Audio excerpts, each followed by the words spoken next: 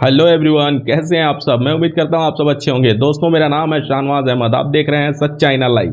जैसा कि आप सभी को बताना चाहेंगे, हम आज जो वीडियो हम लेकर आए ना दोस्तों, बहुत ही ज़बरदस्त और शानदार वीडियो है। इस वीडियो पर रिएक्शन करने के लिए मेरे चाहने वालों की तरफ से मुझे सजेस्ट किया गया कि आप इस वीडियो पर रिएक्शन करें, और वीडियो बहुत अच्छी है। इससे कुछ जानने को, कुछ सीखने को भी मिलेगा, लोगों को कुछ हकीकत मालूम पड़ेगा। तो मैंने सोचा कि आज क्यों ना इसी वीडियो पर रिएक्शन करते हैं।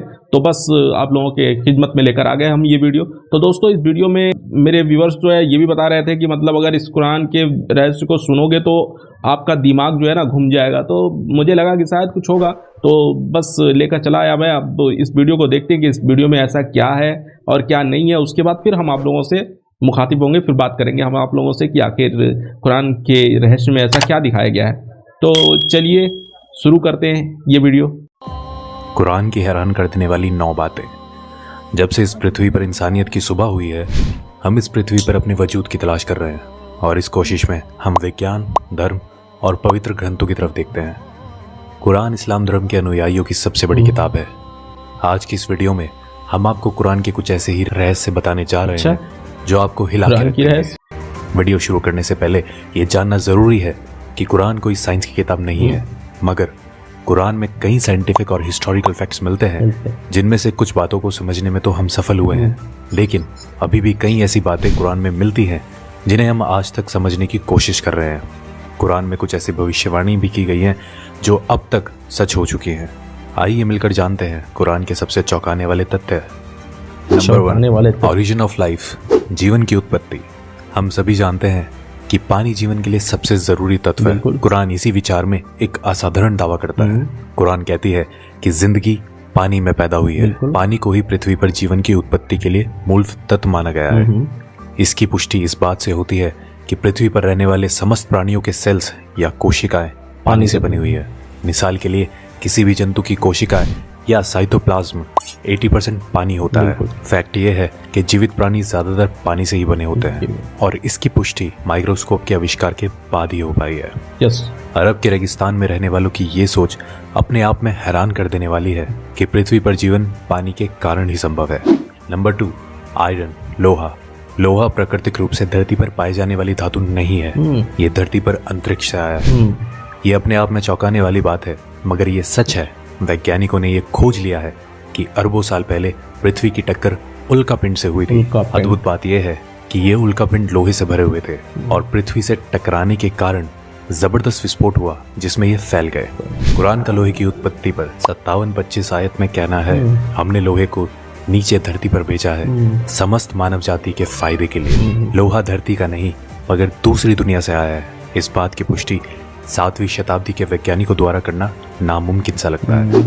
Number 3, skies protection. आसमान हमारी हिफाजत करता है। पृथ्वी को सूर्य की हानिकारक किरणों से बचाने में आसमान एक बहुत ही महत्वपूर्ण रोल अदा करता है। अगर आसमान नहीं होता तो सूर्य की रेडिएशन पृथ्वी पर समस्त जीवन को जलाकर नष्ट कर चुकी होती। आसमान पृथ्वी के चारों ओर लिपटे हुए कंबल की तरह है जो पृथ्वी को जमाने वाली ठंड से भी बचाता है। आकाश के ऊपर का तापमान लगभग -270 डिग्री सेल्सियस होता है।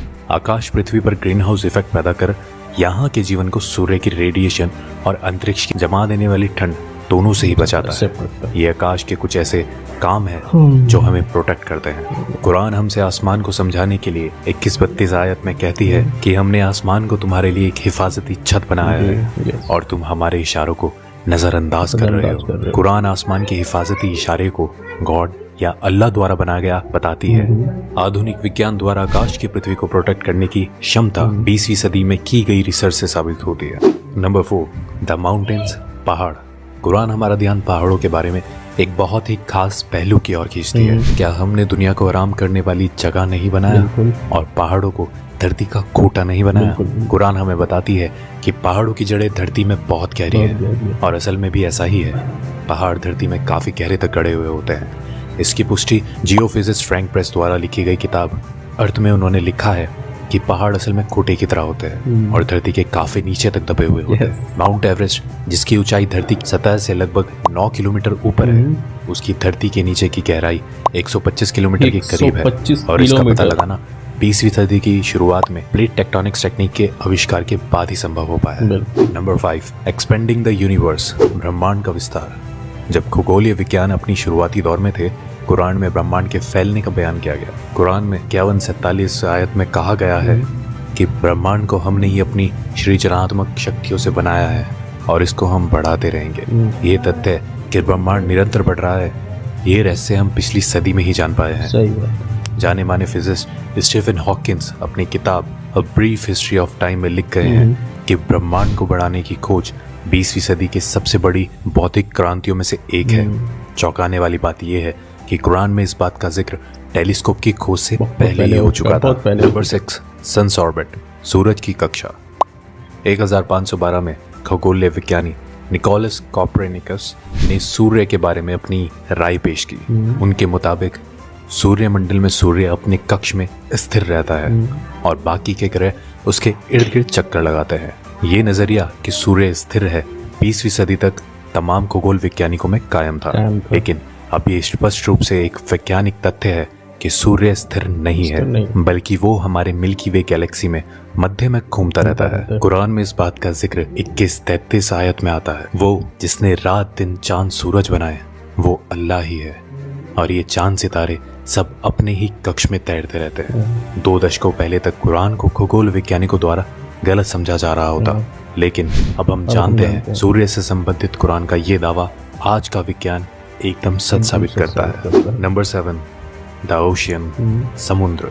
कुरान 24-40 आयत में कल्पना का आधार बनाकर गहरी बातों को हम तक पहुंचाना चाहती है।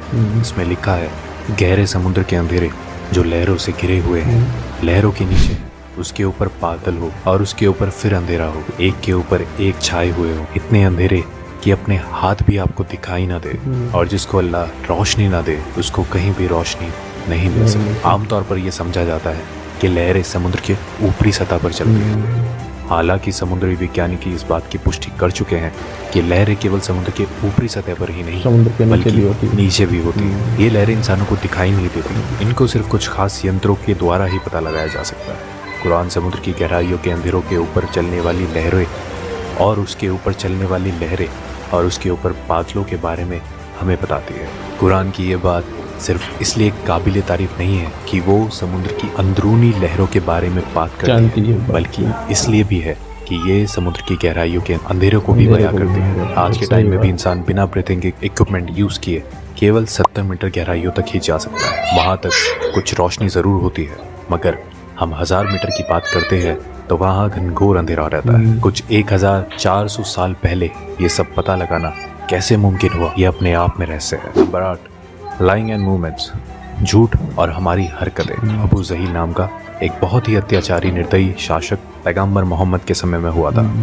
अल्लाह ने कुरान में उसको चेतावनी देने के लिए 96, 15 और 16 की आयत में फरमाया है कि इस बात में कोई शक नहीं, अगर ये बाज ना आया तो हम उसके मत्थे को पकड़कर घसीटेंगे, ऐसा मत्था जो झूठा और पापी है। अल्लाह ने कुरान में उस शख्स को झूठा नहीं कहा, बल्कि उसके मत्थे को, जो कि दिमाग का अगला हिस्सा है, उसको झूठा और गुनहगार कहा है। ये आयत 2 वजह से बहुत खास है। पहली ये कि हमारे दिमाग के सामने वाला हिस्सा हमारी सोची समझी हरकतों का जिम्मेदार होता है। इसे फ्रंटल लोब के नाम से भी जाना जाता है। दूसरा ये फ्रंटल लोब ही दिमाग के झूठ बोलने वाले काम को कंट्रोल करता है। आज के दौर में की गई कई रिसर्चों में ये पाया गया है कि दिमाग के आगे वाला हिस्सा ही हमारी हरकतों और झूठ बोलने के लिए जिम्मेदार होता है। फ्रंटल लोब के ये फंक्शन 20वीं सदी में तमाम मेडिकल इक्विपमेंट्स आने के बाद ही हमें पता चले हैं, जबकि कुरान इस तरफ इशारे कब का कर चुका है। नंबर 9, पेन रिसेप्टर्स, दर्द को महसूस करने वाले टिश्यूज। काफ़ी लंबे समय तक यही समझा जाता रहा है कि महसूस करना और दर्द का अंदाज़ा करने वाले टिश्यूज दिमाग में होते हैं। हालांकि ये बाद में खोजा गया कि दर्द को महसूस करने वाले टिश्यूज दिमाग में नहीं, हमारी खाल पर ही मौजूद होते हैं और इनके बिना दर्द को महसूस नहीं किया जा सकता। इससे संबंधित कुरान की 456 आयत को गौर से देखें तो उसमें लिखा है, जिन लोगों ने हमारे खुलासों को झूठ समझा है हम उन्हें आग में झुलसाएंगे, जब उनकी खाल जल जाएगी हम उन्हें उसके बदले नई खाल देंगे ताकि वो दर्द को निरंतर महसूस करते रहे। बेशक अल्लाह सर्वशक्तिमानी भी है और बुद्धिमान भी। कुरान ने इस बात को कई सौ साल पहले ही स्पष्ट कर दिया था कि दर्द को महसूस करने वाले टिश्यूज स्किन में ही होते हैं, ना कि दिमाग में। ये खोज हाल ही में जीव विज्ञान में किए जाने वाली कई खोजों में से एक है। तो दोस्तों, ये थी कुरान में पाई जाने वाली कुछ शॉकिंग फैक्ट्स। तो आप लोगों ने ये वीडियो देखा, आप लोगों को वीडियो कमेंट बॉक्स में जरूर बताइएगा। दोस्तों, आप लोगों को ये पता होगा कि कुरान जो है 1400 साल पहले जो है कुरान इस दुनिया में आई, और आप सबको पता है प्रॉफिट मोहम्मद सल्लल्लाहु ताला अलैहि वसल्लम के ऊपर जो है ये कुरान उतरी। ये इस्लामिक मान्यता है।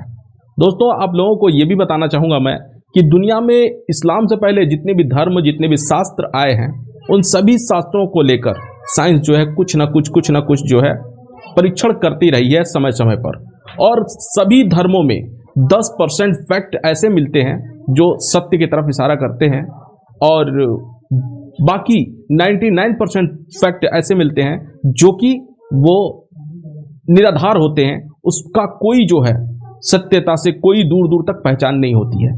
मगर कुरान एक ऐसी होली बुक है दोस्तों, कुरान एक ऐसी पवित्र ग्रंथ है दोस्तों, जिसपे तकरीबन 90.99% जो है साइंस इसको जो है सत्यता बयान करती है साइंस। दोस्तों, अभी मैंने इस वीडियो में आप लोगों के साथ जो शेयर किया, इस वीडियो में ये देखने के बाद साफ पता चलता है कि साइंस कुरान को लेकर कुछ बातों को आपके सामने रखा, जो कि इस वीडियो के माध्यम से हमने देखा, आपने देखा।